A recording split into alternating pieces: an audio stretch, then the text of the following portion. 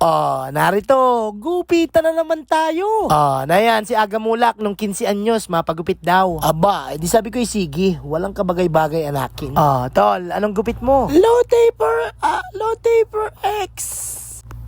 Texture French. Alright. Tuwa! Ay anak ng nayana, ang suklay galing kay Polska. Suklay natin at tangaling hindi napaon. Na ito si Mateo, ang aking bagong clipper. Pinagbabalbagan ko na at makabalbagan pa ng iba. Ay anak na may mga patikim sa hangin, ano?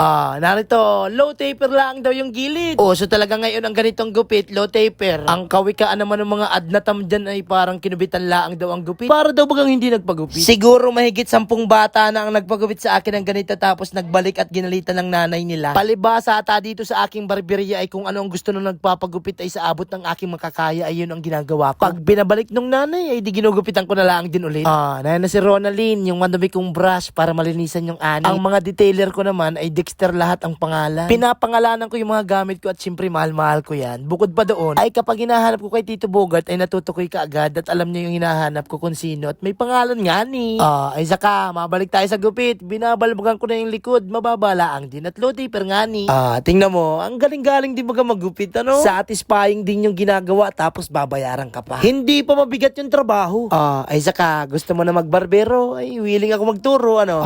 Narito na si Miggy, ang aking razor na labaha pa. Hindi lang po ito pwedeng pang karidkid at pangbalbag ng balahibong pusa. Pwede rin po itong ipanghilis doon sa may mga sobrang balat pa dyan. Sino ang gusto? Magdala laang ng yelo? Ay, hamal lang niyang joke laang. Pangbuklaan po talaga ito. Narito, finishing na ako. Pati yung mga buhok-buhok sa mukha ay pinagsasama ko na. Yari na yung kabila. Dito naman ako sa kabaan. Nung na-low taper ko na yung gilid tsaka yung likod, ay binasa ko na yung ibabaw para paampiya, sabay suklay, sabay water puppy. Pagkatanggal ng suknit doon sa ibabaw, ay pinagbabawasan ko na yung mga nasobra. Yung mga nasobra lang dito sa gilid at naka-French naman daw ang ibabaw niya. Sabay pinatulis-tulis ko ng kaunti yung bang. Nahin na naman si Oscar, pinagwawalis na naman ang mukha ni Boy. Nahin naman yung gunting kong si Blacky, pinagbabawasan ko yung dulo laang nung kanyang tuktok. Lahat ng buhok nun sa tuktok ay pinagbabawasan ko ng pare-parehas ng haba. Sabay kinuha ko na si Whitey, yung aking tining scissor, pinagrab-rab ko na. Nung sa palagay ko ay ayos na, ay pinagpagang ko na may kaunting pulbo at kasama naman yung sa binayaran niya.